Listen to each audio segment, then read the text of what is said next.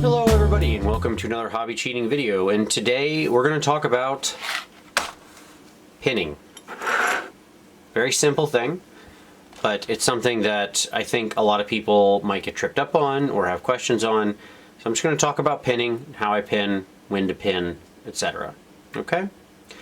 So, pinning is in effect the process of using some piece of metal or something like that, usually a paper clip, but there also are specific pins you can buy, little tiny, very ultra thin brass rods, to make two pieces of a miniature adjoin in a much tighter, stronger way.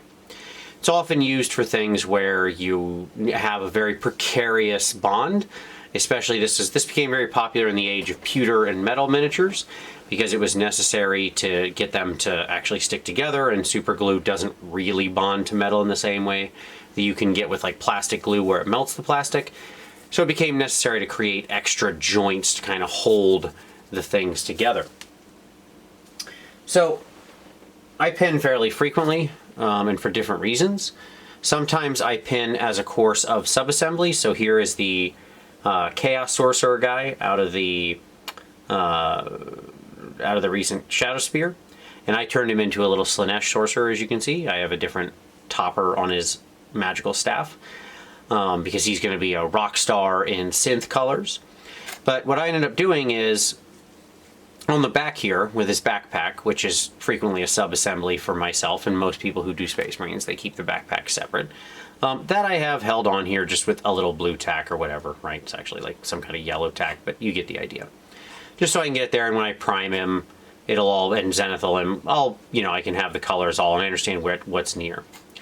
However, with the arm, this is a big enough piece, and there was no easy way to make it just sit there with blue tack. So I went ahead and just put a little pin in the arm, right? And now I can just attach that back on. Plus I wasn't sure exactly what angle I wanted this at. So I can, rotate it around. There's a couple different choices of how I could put it on here.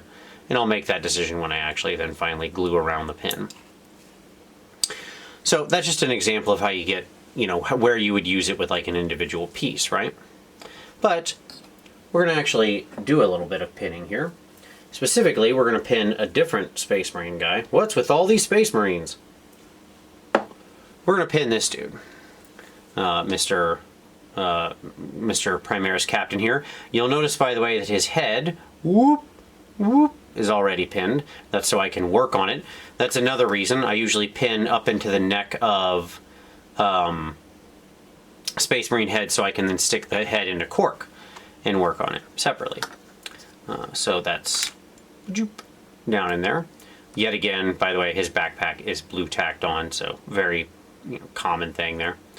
But we're going to pin his feet because he is eventually going to sit on this base that's in progress. He's going to sit something like this over this dead Necron. And something like that. And so I want to make sure that I have him locked in there on the pin when I eventually put him in. So we're going to drill into his feet. And this is probably the most common reason I pin models, is I pin their feet so that way I can get a nice solid join into the base. Okay? So the first thing when you're pinning feet or any surface is you want to make sure you have a flat connection between whatever you're pinning. If you're pinning just like the foot to the ground, you want to make sure you put the pin up into a part of the foot that's going to be flush against the base or the ground. Sometimes, and this guy doesn't, he's got two very flat feet, but sometimes models will have like a crook in their step. They'll be actually, actively stepping on a toe. And so you want to make sure you get the right side of that heel. All right. So let's talk about what you need to pin. You basically need 2 things, 3 things, whatever. You need some kind of paper clip. I actually keep 2 different sizes. I use the big paper clips for normal pins that I want to be nice and strong. I use the smaller baby paper clips for when I have a small space. So for example, that Mr. Chaos Sorcerer's arm here, that's a little baby paper clip. Okay? In this case, we'll go ahead and get out a giant paper clip. Now you need some kind of cutter for your paper clip. Slight word of advice, do not use your hobby cutters like something like this that's, you know, fairly nice. And for the love of all things holy, do not use your nice nippers or anything like that on a pin. Good God Almighty, is that the fastest way to ruin your clippers. Just get yourself a nice simple set of, you know, like a tool set for wire cutters or wire snips or something like that you go buy from the hardware store for a couple bucks. This is what you should be using, something industrial to cut pins. Okay, please don't use your hobby clippers. I see people ruin their hobby clippers so often with stuff like this. Now, you then need some kind of pin vise. There's, you know, you can do electrical things and all that, and I have a Dremel, but you know, for honestly, for my money, something like this is fine. I don't know where I got this. What's this from? Hobbyco. Okay, sure, why not? I got this years ago. It doesn't matter. I've bought replacement pins. You will snap pins. These little pins that go in the pin vise, you will break these. They're tiny, thin pieces of metal. They will break over time. I've kept this one because it has this nice little storage thing in the back. So it just makes it easy. There's lots of different sizes of pins. You just want to find what matches the paper clips you're using. If you go onto like eBay or something like that, you can generally find big sets that run a whole gamut of sizes. From like, you know, 0.85 to 0.2 or something like that. And or even smaller, you can get like 0.4 to 0.8 groupings. In general, the smaller end is what you want. So we're gonna get out a nice mid-sized pin since this is a bigger paper clip. We loosen up our top, we drop the pin in, make sure the top is nice and tight. You want to make sure that there's no sideways motion on this thing. If this is wiggling back and forth and you try to pin, good way to snap your pin. Okay? Alright, so we know, I happen to know this one's the right size for my paper clips. Okay, so then the next thing you want to do is take something sharp. Now I have like one of my green stuff sculpting tools here. You can do this also with the tip of your X-Acto blade, but please, for the love of God, be careful. Alright, you can do this with about anything. But the point is, you want to take something somewhat sharp, and you want to start a lead hole. Okay? And you do that because I cannot explain to you the number of times I have stabbed this pin vise directly into my thumb. One time using the smaller piece, I went through, so far, I could see it on the other side of my fingernail. That was a pleasant day. So don't do that. You know, try to avoid that, basically. And to avoid that, we make a lead hole. And we make a lead hole by taking something sharp and just very carefully working it back and forth there. Very, very carefully. Wouldn't it be great if I just stabbed myself right now on camera? Just like, can't you picture this just going and skipping off of here and going into my thumb and blood spurting everywhere? Wouldn't that be terrible? No, that's not going to happen, no worry. I wouldn't use that take.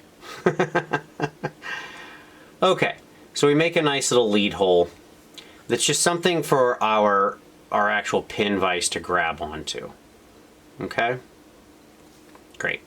Once we've got that, again, I'll show you if you want to talk about using your X-Acto blade, you could use your X-Acto blade, but yes, you have to be very careful because you're rotating it, which will make it want to jump.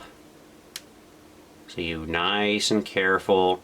Notice how much my hand is on it, how slow I'm going. Right, but we've got a nice lead hole now. Okay? Then we come in with our actual pin vise. Make sure we're lined up nice and tight on that hole. And then we just drill right in. So we just start rotating it. I press the bottom of it against the heel of my palm. And I just rotate through. Now, one of the things you got to be afraid of or careful of is if you're drilling on a part where you can come out the other side, like right here I'm putting it into his toe, I could come out the top of his toe, and I don't want to do that, especially not on this guy, because this guy's for competition. So we're going to be very careful with him. So you just drill a little bit.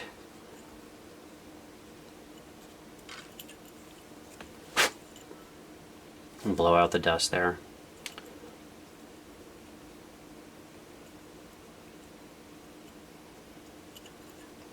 Okay, good. Then you can test it with your paper clip to make sure it's going in far enough to stick. And yeah, we've got a nice, we're deep enough in there, we'll be good. So, next up, take a little dab of super glue. Just a little dab will do ya. And what we're gonna do is we're gonna take that paper clip and we're gonna get super glue near the top of our super glue, and we're just gonna kind of stick the paper clip in there.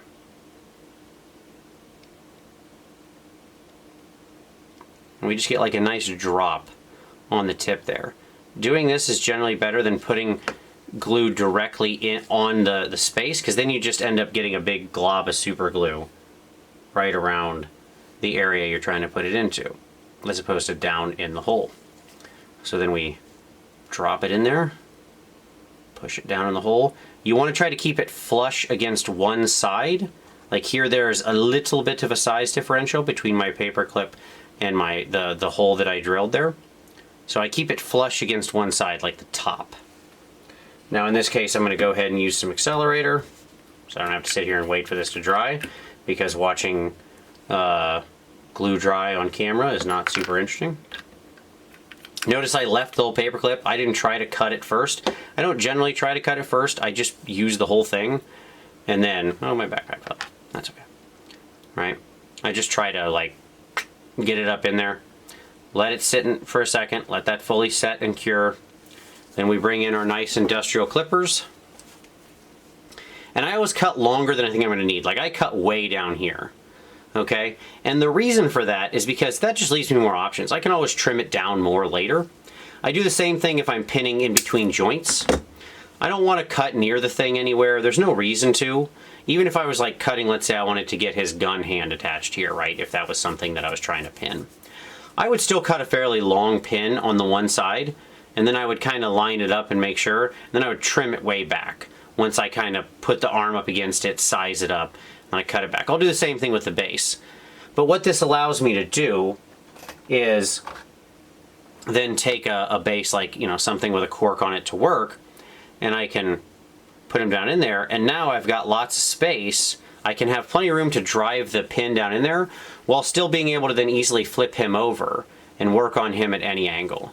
Right, so it gives me a real nice working space because I have that extra space in the pin, in the foot. And now whenever I attach him to the base, I can, you know, snip the pin short, drive it down into the, whatever it happens to be, you know, whatever the basing material happens to be made of. I may need to drill a similar hole into the other side. I may not, depending on what it is. You know, if it's something soft, like a cork or something, you can kind of often just push it in, but doesn't matter. Either way, then you just glue the other side, and now that mini is very firmly attached to the base and will not be coming free anytime soon. So that's pinning. It's pretty straightforward. It's a pretty simple thing. I always keep my paper clips once I cut the first one off. You know, I mean, I bought this box of paper clips to do pinning. Excuse me. About 3 years ago. That's how many I've got left. So, you know, couple industrial or a couple 100 packs of different size paper clips off of Amazon, and you're good to go. The key, remember, is always get yourself a little lead hole, either with a sharp pointy tool or your X-Acto blade. In either case, please be careful. That is the part of it where you can easily slide off the miniature and stab yourself in the finger. That's unpleasant. And then use that lead hole with your pin vise. Work it slowly. Use the palm, use the heel of your palm, right? So I'm actually pushing it like that. It's resting against my palm, and then just turn it nice and slowly. Work your way up. Don't try to get it all through at once. You can, you know, you can take the tool out. You can clean off the residue, and, you know, sort of blow off the residue from here, and then go back in and keep working slowly. A few extra seconds of working with it to get a nice clean hole for the pin will be much better in the long run. So there you go. That guy's now pinned and ready for me to go to work.